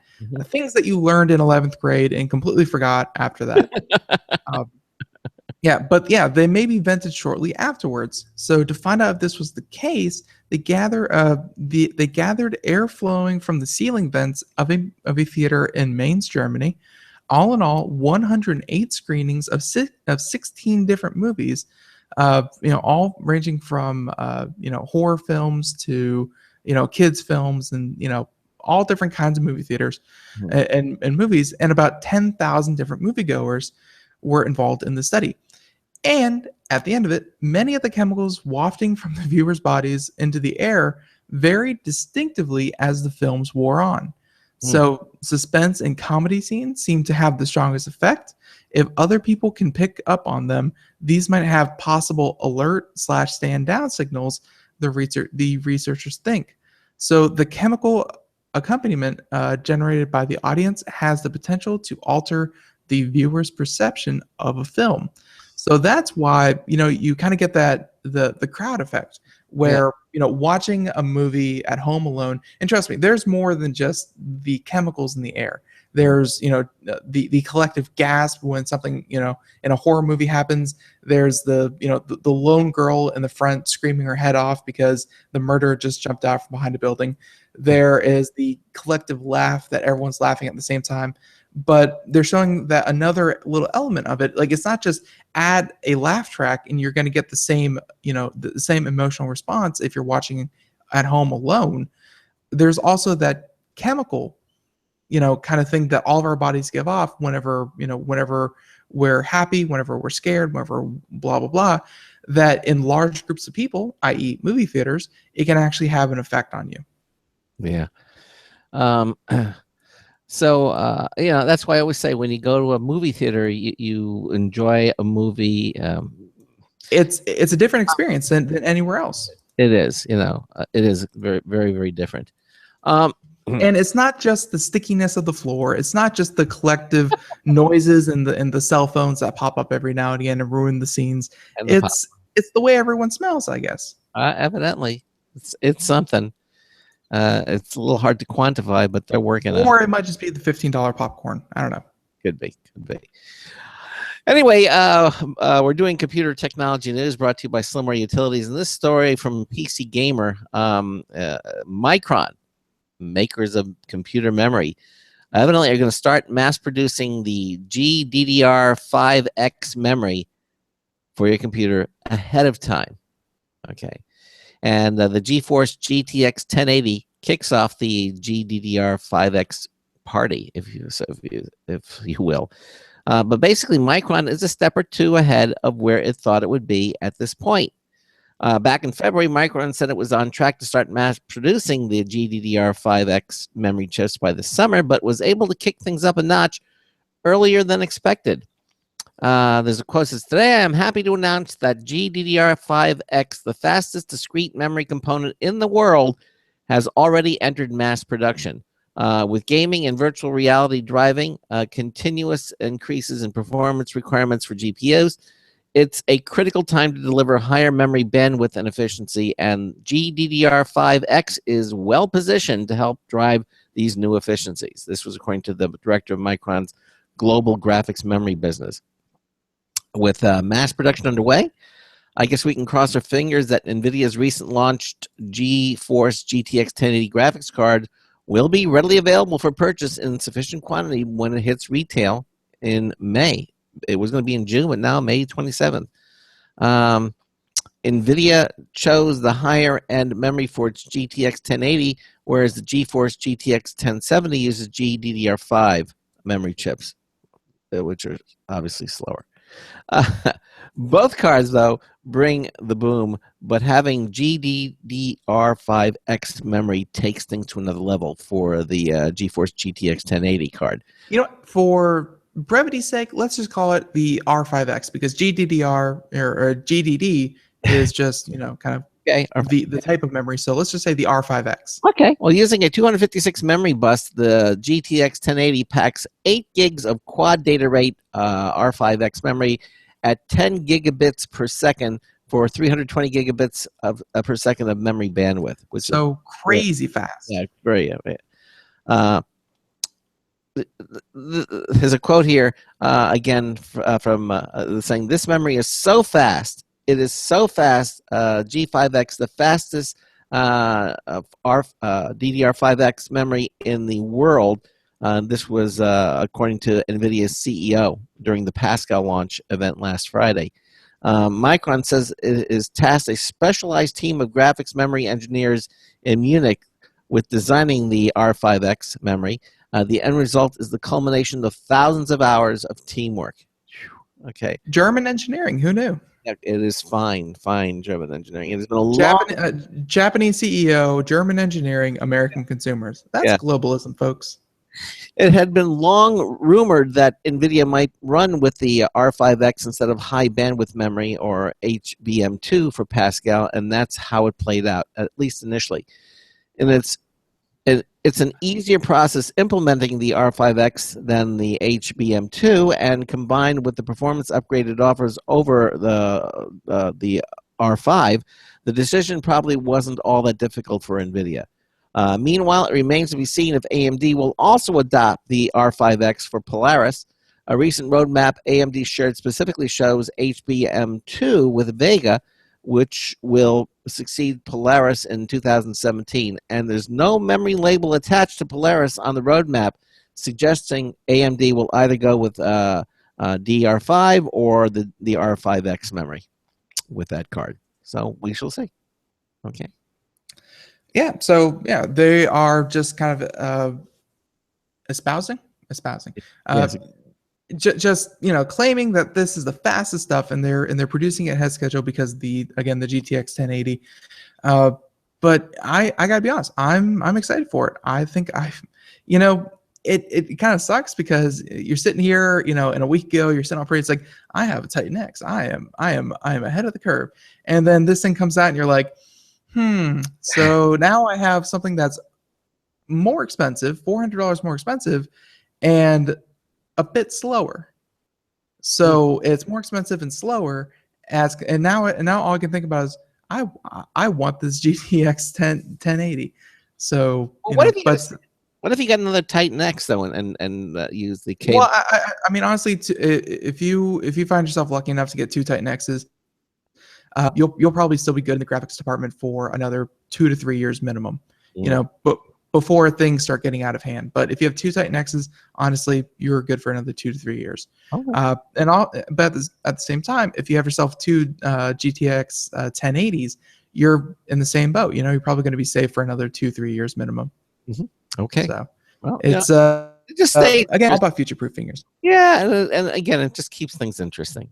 But I think the exciting part isn't just the fact that it's faster; it's that this is the first one on the new architecture, on the new Pascal architecture. And whenever they switch, it's just like when Intel switches from, let's say, a 15 nanometer architecture to an 11, to a 7 nanometer, to a 5 nanometer. Like whenever they move to the next iteration, then that family is going to be, much, much more powerful than it's like going from the Pentium line of processors to the i5s and the i7s. Yeah. It's just better at the end of the day. So, you can be excited about the incremental increases within the same generation, which is, the Titan X was in the same generation as, the GTX 980 Ti's and what have you. Yeah. And you can be excited about that. But to see the jump to the new, generation is even more exciting. Yep, exactly. Interesting times ahead. Interesting times ahead. So, with that being said, let us move on to, and trust me, we have a lot of good news stories here. And, I think yesterday, folks, if you weren't here yesterday, shame on you. But if you weren't here, we had our good friend Sandy Berger on the show, and she helped us get through a couple things that she had been reviewing. And one of the things that she always likes to talk about, just as Mike Cermak has his Tesla, Sandy Berger has her Amazon Echo. Right. And she reviewed the Amazon Dot. So if you missed that, go check that out if you're interested. Tap too, right? And the Tap. Yes, and she also has some time with Tap as well, which is a completely software. Well, actually, it's battery. Right, battery. That's right. But but this is Google maybe honing in on Amazon. So Google's own interpretation of Amazon Echo is coming out soon. So, and this is for real. This is for realsy, folks. And all of a sudden, it's as if everyone is working on voice-controlled personal assistants. Yeah. Because again, Apple has Siri, Google has whatever Google has with their Android. I know there's one for Android. I don't know its name. I think it has to have a name. But yeah, Microsoft has Cortana, and there's Viv that we started talking about. Yeah, exactly. Alexa is the one you're thinking about. Alexa is with Amazon. Yes, exactly. Right. I'm not sure what Google Androids is. They have their own voice assistant. I'm not sure the name of it, but sure. I'm sorry. But yeah, so Google now has something similar to Amazon Echo, and it could land as soon as the Google I/O event next week, which would, of course, make sense. That's where you announce your new products. So, according to Recode, it's currently being developed under the code name Chirp. So, Chirp. Interesting. So, interestingly, Nest shied away from the idea of an Echo-like device, citing privacy concerns about talking to Google, its search engine, algorithms, and other internet magics. Recode sources suggest voice search and intelligent responses from your Google device will be the centerpiece of Google's showcase alongside virtual reality developments. So everyone's excited, and it's not cited in this article from Engadget, but there was the name of someone had the name of Google's device. But this is exciting, I guess, in some respects, because now Google is getting into the voice control market. And as we saw, anything Google, kind of dips its toe into, as we saw with internet, as we saw with self-driving cars, as we saw with, whatever, Google has a very strong ability to disrupt marketplaces. And, like, even though this is going to be their first attempt at at an Amazon Echo-like device, because they're Google, I expect this thing to be nothing less than a major player. Yeah. Although I got to say that when reading more and more about Viv, that looks like a terrific person. My problem with Viv is that Viv is not really tied in with any big tech company. Like, Viv is definitely impressive, and I like the tech specs behind it. But at the same time, it's not controlled by Apple. It's not controlled by Google. It's not controlled by Amazon. It's not backed by any of these large tech organizations. It's just showing off really cool research and development. So if Viv had someone, let's say a Google behind it, then I would be more excited. But right now, I think Viv is making a very strong case for itself. But I feel like it's just trying to make a strong case because it's looking for the highest bidder. It's looking for someone to buy it out. It's hoping to be the next Siri. Well, but if I was a big company looking for something like that, I think we'd be a little reluctant, because then you buy out Viv, and then those guys get together and they form, something else, another one. Why would you be reluctant? I mean, it's the exact same people behind Siri. Yes, it is. And then they created Viv. Apple seems, super happy with Siri. Yeah. They aren't trying to sweep Siri under the rug because now Viv is out. I think a lot of tech companies would be very excited to have, something like Viv in their arsenal. It just needs to go to the highest bidder. So, again, I'm not really worried about Viv until Android says, folks, Viv is now included in every Android device. It's going to be a company that's going to buy it and put it in everything. And then that's when you can get excited about Viv. Until then, not really concerned. Right. Okay. Now, it's been a while since we've had Opera on the show, but certainly I think I'm saying we need to get them on. Yeah, I know. Evidently, they're coming up with something new for their next iteration of their browser, their desktop web browser. They're adding something called a low-power mode. This is designed for when you just have to surf the web for a few more hours. This is again by John Vinkis from Engadget. He says, Opera's bid to claim loads of web browser first isn't stopping any time soon, because Opera has just released what it says is the first major desktop browser with a power-saving mode. So if you grab the latest developer version of Opera, yeah. If anything, it's just the polar opposite of Google Chrome. Yeah. Where if you know anything about Chrome, yeah, it is a power and resource hog. But you're running it on your desktop, and you're really not concerned about power constraints. You would. Well, I'm not, but I mean, they have this thing called a Chromebook. Yeah, that uses Chrome almost, exclusively. Yep, that's true. That would be. But anyway, if you grab the latest developer version of Opera, and you'll have the option to scale back energy by tweaking page redraw behavior, background tab activity, and video playback three areas that really eat into battery life. So if you're running this on a laptop, this could be kind of cool. Now, on Opera's test, that gets you about 3 hours of extra surfing on a Windows 10 laptop. They did it on a Lenovo ThinkPad X250 with a Core i7 and 16 gigs of RAM, and compared that to both earlier versions of Opera and Google Chrome.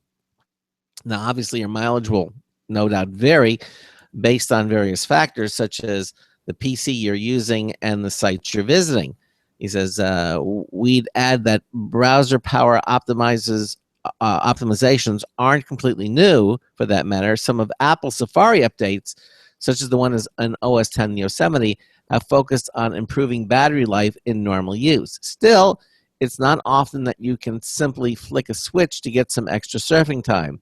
And let's face it, a little improvement in longevity could be crucial when you're finishing some school research or just want to stay in the coffee shop for a bit longer. There you go. Of course, if coffee shop, chances are there's a power plug nearby that you could just Always the pragmatic one. No, but it's if these revolutions in battery technology aren't coming fast enough, the better thing is definitely better utilize the energy you do have available instead of waiting for batteries that are going to last forever.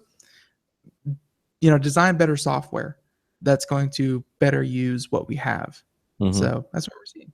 Okay, all right, but and again, if nothing else, this article alone proves that we need to have Opera back on to talk about exactly this. Yep, I agree with you completely. We should get them on. Because a funny story about Opera, they're the ones most eager to come on the show, and for whatever reason, but they do a lot of innovate. Like they do a lot of things first. They are the first ones to do tab browsing. They're the first ones to do secure browsing. They're the first to do a lot of things, but at the same time, they only have about 3% of the browser market share. Like they're like number 4 behind Opera. I'm sorry, Opera is number 4 behind Safari. No, 5. I'm sorry, number 5. First is Google Chrome now. Right. Second is Internet Explorer. Third is Mozilla Firefox. Fourth is Safari. And fifth is Opera. But Opera at the same time, again, does do a lot of new and innovative things. So and Edge is way down there. It's still not up to. Yeah, I don't know where Edge is going to come into play. Like, honestly, if they had released a finished product when they released Windows 10, Edge might have been something to talk about. But they're still saying, "Oh, don't worry, those key features that you're waiting for in Edge, they're still coming. They're still coming. Just hold on. Just hold on." And folks, I mean, if you know anything about web browsers, you don't have to wait or hold on. You just go download Chrome or Firefox. Yeah. Or Opera or Safari. But yeah, you don't hold on and wait until they update. No. You just go use something else. So Microsoft totally shooting themselves in the foot there. Can't help that. All right, so that is Opera. And yeah, that was a very, very nice article from them. So I think we are going to move down the line, and I want to find, sorry, I'm looking through like 20 different stories, but there was a petition that was circled around, and yeah, it was a petition to Netflix by about 45,000 people that wanted Netflix to stop cracking down on the proxy users who, let's say you're in Canada, let's say you're in Europe, let's say you're in China, you use a proxy in conjunction with Netflix, and then you can get the American catalog in Australia, in Europe, in China, what have you. And that makes sense because here in America, we're spoiled. We have a lot of great content. In other places, Netflix, they don't have as many deals in the different regions, and it's better to get American Netflix than it is to get, say, Chinese Netflix. So, that was happening all over the place. And yeah, they started cracking the producers of the content, the content managers started to backlash against Netflix for allowing people to view content in regions where they had not licensed their shows. So, let's say I'm going to pick any show off the top of my head, American Dad, because, well, that's a good show. But American Dad may not have licensed Netflix to carry their shows in Europe. So, obviously that is another form of revenue that they need to negotiate, different places, different policies. Mm-hmm. And, Netflix had to crack down on it. Otherwise, these content providers are going to pull their content out and look for other ways to distribute it to better monetize their, the content that they do own. Mm-hmm. Well, 45,000 people misguidedly got together and sent Netflix a petition saying, "Hey, stop blocking our IPNs." And so, I think at the end of the day, the internet community said a resounding, "What is wrong with you people?" Because you don't petition Netflix to get them to stop, because technically they have to. They, by law, have to enforce their regional content policies. And, sending a petition, that's like, signing a petition for the police officer who wrote you a ticket, instead of going down to your local government and saying, "Hey, blah, blah, blah, blah, blah," you're shooting the messenger instead of, getting to the real source of the issue. Mm-hmm. Yeah. So, I couldn't find that story in the lineup that you sent me. I don't know if I know, but I think I got a pretty good handle on it. I think I described it pretty well. All right. Well, what I do want to talk about, and what? I'm not done talking about that. Oh, I'm sorry. Okay. Well, go ahead. Right. Well, so 45,000 people, they said that, they sent it off, and Netflix, of course, had to come back with, "Sorry, we're going to continue doing it. If you unfortunately live outside the US, or you live somewhere where you would like to get someone else's Netflix, unfortunately, they are going to continue doing it." And I think I wanted to wrap it up by saying that at the end of the day, don't blame Netflix. Netflix is just doing what Netflix has to do by law. And it's stop signing petitions and getting a bunch of people together just because you don't understand how these things work. Okay. All right. Okay. Now I tease this next story, and I'm just going to really not be able to get into it, but I think this is really important. IBM, and I'm not sure exactly why, although maybe the story will reveal it. I didn't see it in the story, but IBM has developed what they're calling a magic bullet to combat viral infections, but it goes actually beyond that. But this is again from Engadget. Andrew Dalton did the story. It's about a new chemical they've come up with that could eventually be used to fight off everything from the Zika virus to the flu. IBM is actually very prolific in the healthcare sector. I mean, they just set their IBM's Watson to go help diagnose patients.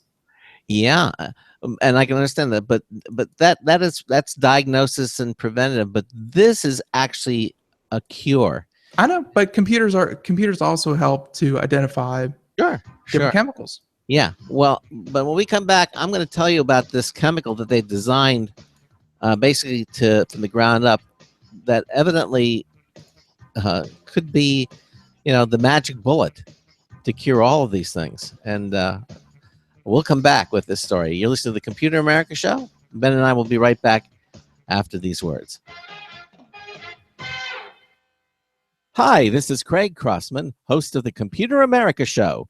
Long before Vistaprint asked me to tell you about them, my wife and I have been using Vistaprint for years, making business cards, having the Computer America logo placed on the polo shirts we use at conventions like CES, even printing a business card for our personal lives with our home address and phone number. In fact, Vistaprint offers tons of custom products for home and office needs, and Vistaprint absolutely guarantees you'll love their products every time, or they will make it right. In fact, they'll give you 500 business cards for just $9.99 when you enter my promo code Craig at checkout.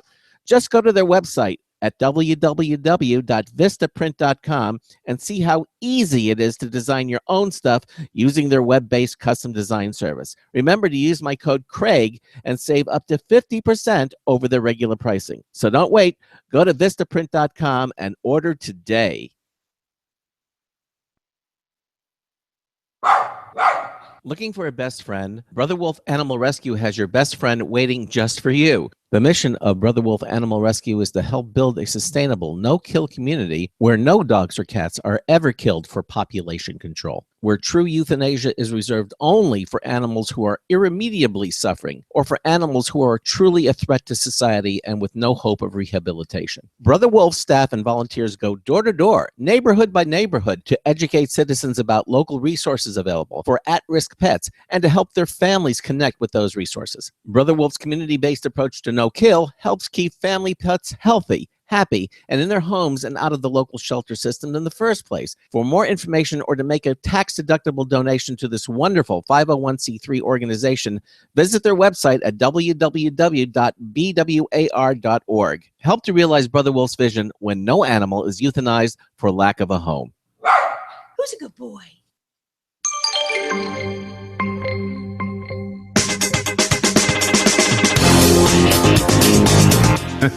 Hey, when I order a scotch, I'm not asking for tape. I'm Marty Winston with a News Tips Bulletin Review for Computer America. This time, mantle mount. Think about the dual arms of a pantograph, and you have a fair idea of how a mantle mount on the wall lets a 48 to 80-inch really big screen TV come forward and down. So if, for example, having the set on the wall over the fireplace places it just too high, this lets you swing it away from the wall by as much as 15 inches as you bring it down by as much as 24 inches. If you have a mantle, this dodges it. You can also swivel it somewhat so people in favorite chairs can face the screen square on. Bottom line, on any wall at all, even where there's a fireplace mantle, a mantle mount can bring an uppity TV down to more of an eye level. Marty Winston, News Tips Bulletin for Computer America. Welcome back to the Computer America Show. We are broadcasting live from not Denver, and it is wonderful. No offense to anyone in Denver. I'm sure you're lovely, lovely people, but South Florida, lovely to not be Denver. So, welcome back, 33 minutes past the hour, as we talk about computer and technology news, late-breaking technology that is really, honestly, all these are from today. And none of these are from 2 weeks ago, 3 weeks ago. No. They're all immediate. So, we always try to stay current with this segment. So, yes, and again, this segment brought to you by Slimware Utilities, the official optimization software of Computer America.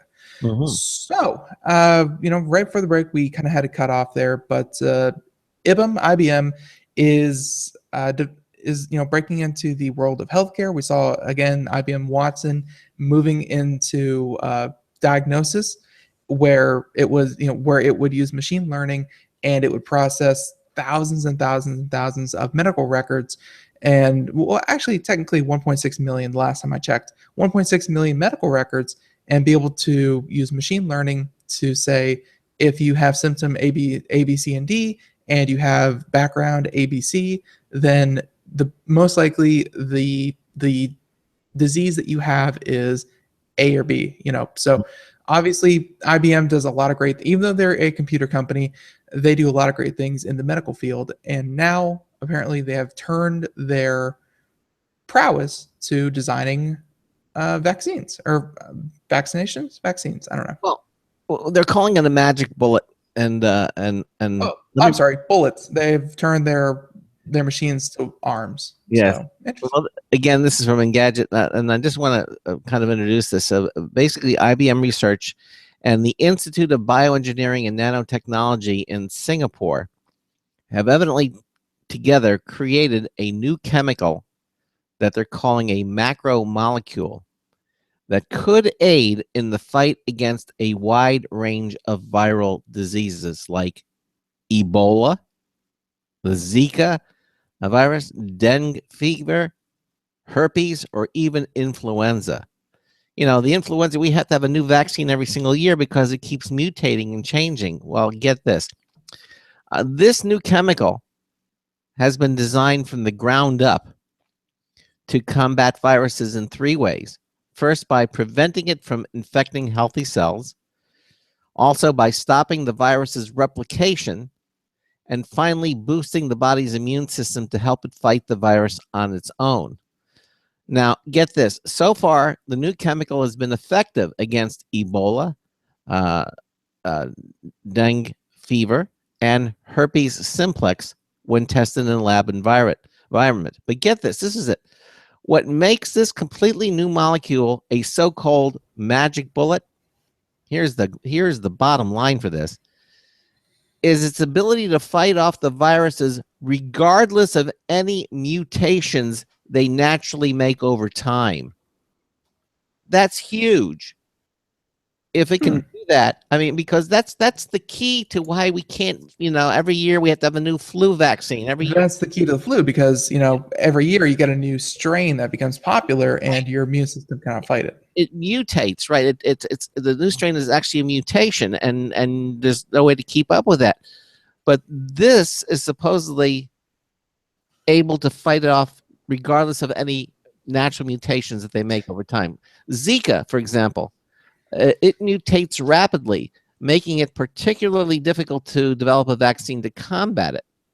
While IBN and IBN, that was the bioengineer Institute of Bioengineering and Nanotechnology, began the research before the Zika outbreak reached alarming proportions. They hope to partner with a pharmaceutical company soon to test the chemical's effectiveness against the virus. For now, however, the two groups are exploring ways to put their new chemical into consumer goods like antiviral wipes or a vaporized version that could be used in hospitals to prevent further outbreaks. Can you imagine this? Just spray it, and well, I'm trying to read further into how it's actually doing what it can do. Yeah, that's not volunteered in this article. This only came out like about 3 hours ago. Right. Well, that's the Engadget article, and obviously they do a lot of great stuff in summarizing articles and kind of giving you the gist of it. But of course, you can, they give you plenty of links to dig deeper into, their sources. And this source from Fast Company that kind of they used to write the Engadget article. Mm-hmm. Saying here that they have a triple threat where instead of going after the virus's RNA or DNA, which obviously would not work because it mutates so fast and so often, they have looked at the glycoproteins surrounding the virus. You know that, I know that, everyone knows what that means. Mm-hmm. I'm just kidding. I have no idea what that means. But they're saying that they're going after the things that don't change in the virus. And then a couple of different things that they're doing is, they call it a triple threat. There are 3 different ways that it actually goes about killing the virus, because if it gets past the first 2, there's a third one. And the third one is it almost kills the cell to make sure that whatever virus is penetrated the cell can't reproduce either. So, I mean, it doesn't sound completely harmless, but at the same time, it sounds pretty dang effective. So it is. It's to me, this is just but like when I think about these things, it's always that tale. It's like, oh, in a petri dish, it killed 99.9% of cancer. It's like, oh, that's interesting. So is a handgun. Like, because it's in a petri dish doesn't mean that it's going to kill cancer in the human body. You need animal trials, human trials. You need to test this stuff. But as always, exciting that a tech company is getting so far involved into medicine. Yeah. I mean, this is exciting stuff. If they come anywhere near to what they think this is capable of doing, and the offshoots from it too, I think we may be in for some really incredible. Yeah, because who wouldn't want a cure to Zika, Ebola, dengue, influenza, herpes? Those are pretty much the big ones. So if you can get one solution to all of them, and not only that, no matter how they mutate, it's still not gonna it's still gonna kill them. That's to me is amazing. There's going to be some kind of gotcha where it's like, yeah, oh, it works as long as you, as long as you apply it topically before you come in contact. It's like, that is of no use to me. Like, there could be 1,000 things that can go wrong, but I guess right now we're going to pretend we're all happy. So, all right. Yeah, IBM. Okay. So I think, how about one that hits a little bit closer to the home? And when I say closer to the home, I'm going to say 2 days from home. Why 2 days from home? Well, as you all know, Amazon does a terrific job of getting packages to your doorstep in 2 days or less. I mean, they've even tested same-day delivery in some markets, very exclusive markets, and with very exclusive products. But at the same time, they're doing it well. Now Walmart is trying to compete, trying to keep up with their Amazon. Is trying to compete with Amazon Prime, and Walmart is testing its own 2-day shipping. Okay. So Walmart subscription costs $49 a year, but it's invite only. For those of you who don't know, Amazon Prime, I believe, is $99 a year. Yes, it is. So, twice as half as expensive, but again, invite only. So I'm sure friends and family first, and then a limited launch, and then they're going to try to expand it out. Mhm. But a key advantage in this article, by the way, from Gadget, and they're saying that a key advantage to Amazon has over other online retailers is, of course, the free 2-day shipping. And now, according to the Wall Street Journal, Walmart wins in on the e-commerce and quick shipping game as well. The company was already testing the concept with its shipping pass option that handled 3-day shipping for those willing to pay $49 a year. But starting Thursday, those members will be privy to 2-day delivery for the same price. Of course, that's half, as we said before, Amazon Prime subscription. Mhm. And although Amazon does also include all the other goodies that come with Amazon Prime. If you have been listening to the show for any number of times, you know that with Amazon Prime, not just 2-day shipping, which, by the way, I think is completely worth it on its own, you also get things like Amazon Prime Video. You get tons and tons of games. You get live streaming music. You get tons of extras, which are really just value added to the 2-day shipping. Yeah. So, the Wall Street Journal reports that the system will leverage 8 dedicated e-commerce warehouses and regional carriers to handle the orders. So this is, of course, instead of relying mostly on FedEx as it has in the past. So that's on top of its existing distribution network. If that sounds familiar, it's because Amazon is already doing just that. So the two retailers will be competing for delivery service as much as they are for customers. So funny story there. As much as you like Amazon, at the end of the day, Amazon still has to use FedEx, UPS, what have you. And it looks like Walmart now, if they want to break into the same field, they have to use the exact same people to do the exact same job. So interesting. Yeah. And there's even an update here to this article before we move on, saying that Walmart says shipping pass isn't invite only, but anyone who's interested in the service will need to put in their name and be put on a waiting list. So, and of course, they're going to draw people from the waiting list periodically, and the post has been updated to reflect the information. So, sign up on the waiting list. You can get the invite, and Walmart with 2-day shipping. Craig, Walmart, they have a store what seems like every 3 blocks in a lot of major cities. They do. Do you think people are even considering Walmart as an e-commerce? Because like right now, when I think of brick and mortar, I think Walmart. Like if it's not in Walmart, I don't go to walmart.com. If it's not in Walmart brick and mortar, I go to Amazon. Like, do you think walmart.com now with 2-day shipping supposedly on their horizon, do you think they can even compete with someone like Amazon, who is really built from the ground up to be as streamlined as possible without the brick and mortar? Well, we've used Walmart.com a lot of times where the store didn't have it, and we went to a couple of stores, and so we would, after we didn't see it in the store and we still found it was the great value, then we went to Walmart.com and ordered the products. So we have done that, but I think it's the shoe, the cart is before the horse. Rather, with Amazon, there's no store to go to. You just look and see if it's available and you order it.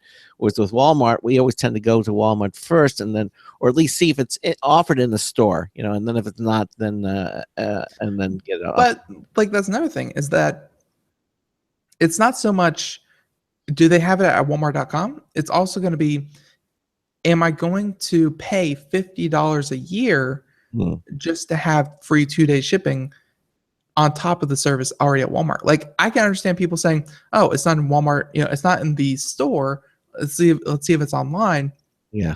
Are they going to drop $50, up front to have it delivered, in 2 days? I don't know. Maybe not, because as you said, it's already Because it's great, just like you. If something is, if you want something and it's not in the store, like, I can totally see people going to Walmart.com and they do have it, and then you say, I'll either have it delivered to my local store within 3 to 5 days, or I'll wait a week for it to show up at my doorstep. I just don't know how many people are going to, fork over $50 just to get it there in 2 days. That's true. I don't know. I guess. Whereas Amazon is kind of built around the idea of you get Amazon Prime, and pretty much their whole store is 2 days. Yep. I don't know. I don't see too many people using the $49 a year service. Yeah. I would probably tend to agree with you there.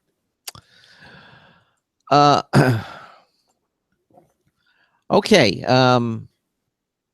I teased this story, and I should probably do it from BGR. Don't feel compelled. Do what you want, Craig. It's your show. You can do exactly what you want. You're not beholden to anyone except me. You owe me money, like crazy amounts of money, but we'll discuss that later. All right. The Pirate Bay evidently is going to be losing its iconic web address. Again, this is according to BGR.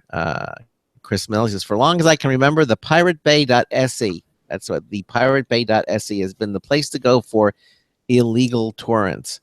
But a ruling handed down by Sweden's Court of Appeal says that those domain names are going to be handed over to the Swedish government, and you can bet that they are not fans of illicit Game of Thrones.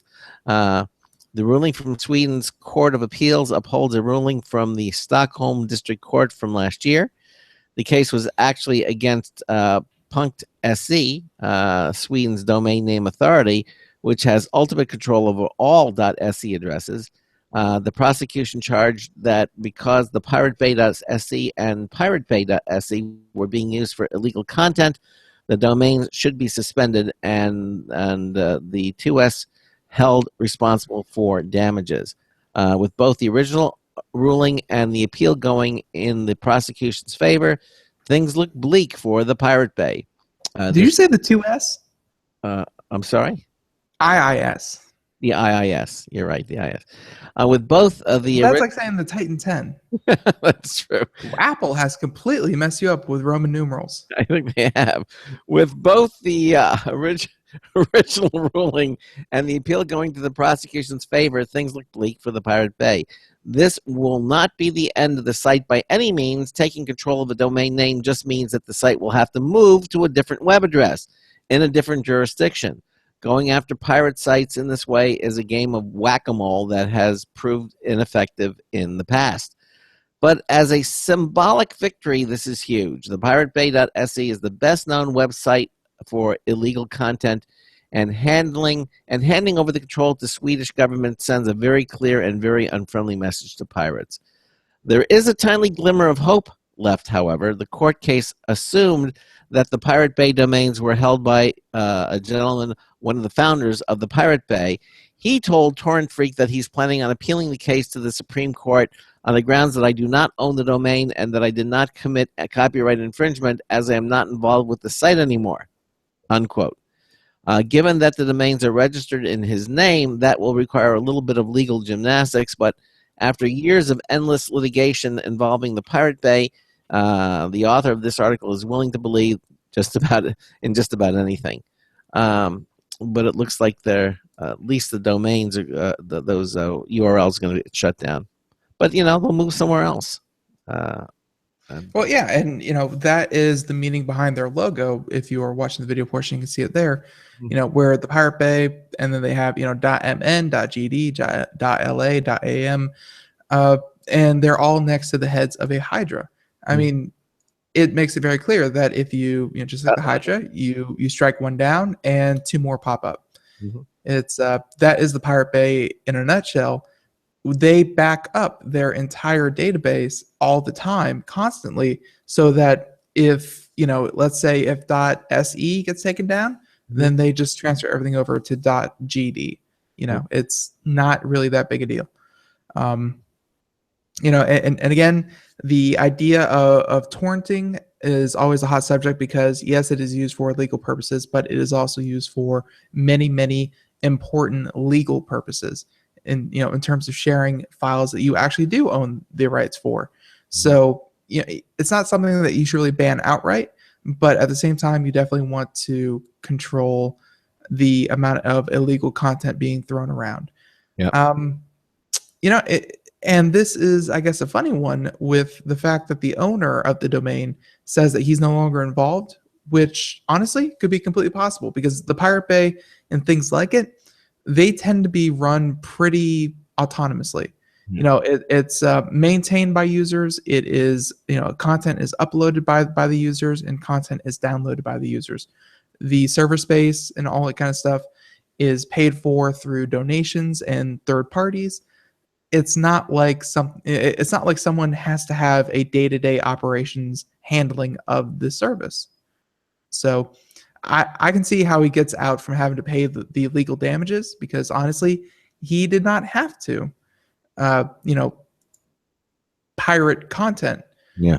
But it's that constant legal struggle that it seems like the legal system is too slow to react to how fast the Pirate Bay can adapt.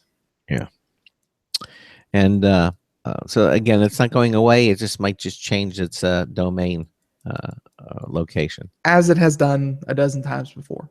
More than a dozen times, quite frequently. Okay. Right. So one last one, and this one creepy if you think about it in a certain way. Very, very cool in another. But this one is coming from Electrek. So ELECTREK, Electrek. And yeah, Tesla Model S driver claims that his car crashed into a trailer on its own. But Tesla says that summon was activated. So, funny story. A Tesla Model S driver in Utah says that he parked his car behind a trailer before running an errand for a few minutes. And when he returned to his vehicle, he says he found it crashed in the back of the trailer with the windshield crushed by the trailer's bed, as the picture above. If you're watching the video portion, this is it. Very sad to see such a cool car, being run into a trailer. But the owner claimed that the car decided to move forward on its own, but after verifying the logs, this is the key part here, Tesla claims that the summon feature, which allows the vehicle to drive itself on short distances without anyone in the car, was activated seconds before the car was parked. Or after the car was parked. Yeah, you're right, after the car was parked. So, the owner spoke to the local news station, saying that after he exited the vehicle, he stuck around the car for at least 20 seconds because a passerby asked him a question about it, and therefore he would have seen or heard the vehicle crash into the trailer. So Tesla requires everyone using the summon feature, which is currently in beta, to stay around the vehicle and monitor its moves in order to stop it if it looks like it's not detecting an object. In this case, it's easy to see how the car's front sensor, other than the front-facing camera, wouldn't have detected the trailer bed, as, again, from the picture you can see, the trailer bed is actually almost taller than the car itself. So, yeah, the regional service manager sent Overton a statement saying that Tesla has reviewed the vehicle logs, which show that the incident occurred as a result of the driver not being properly attentive to the vehicle's surroundings while using the summon feature, or maintaining responsibility for safely controlling the vehicle at all times. And in reaction, the owner said, "They can tell me what they want to tell me with the logs, but it doesn't change that we know what happened here."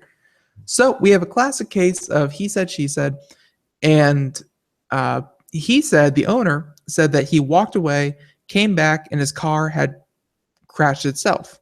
Mhm. And Tesla says that he activated the summon me feature, which again pulls itself up to the curb or what have you, and it says that he activated at the improper time and did not monitor the car while it was being summoned, therefore leading to the collision with the trailer in front of him. So, I think at the end of the day, Tesla, if you try to take them to court over damages, and this is the cool or scary part that I was talking about, they are going to have more information, really, at the end of the day, than you as the driver / owner of the car will. Because Tesla's going to be able to download all of the logs that came off that car, and it's going to know exactly where you were, where the car was, where the surroundings of the car. They're going to have every digital fingerprint needed to reconstruct the scene of the accident and really know for sure who is at fault. And and again, they're going to be able to prove it, as opposed to this gentleman here who owns the car. The best he has is, well, I went inside and I came back and the car was crashed. How can he prove that? He really can't, whereas Tesla can.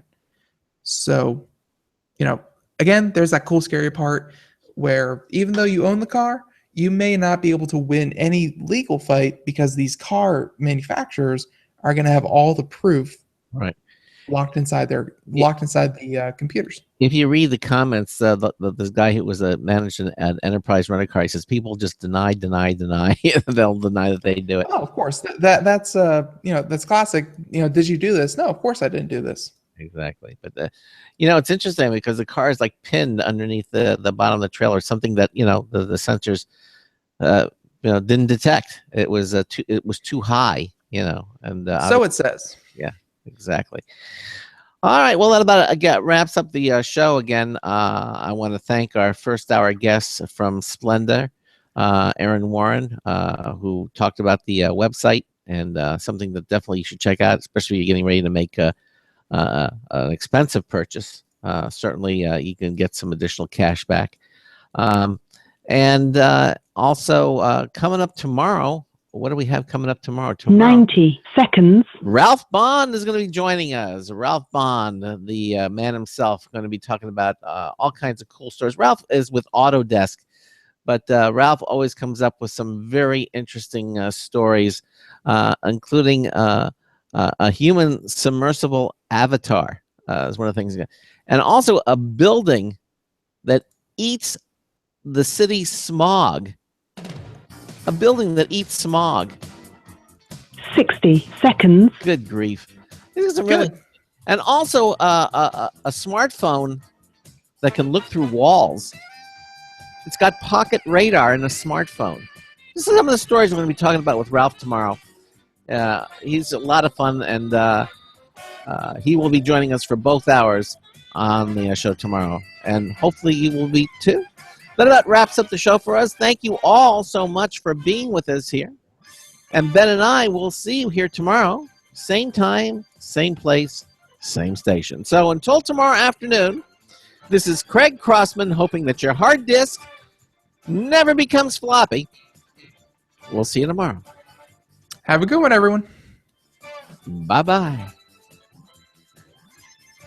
10 seconds.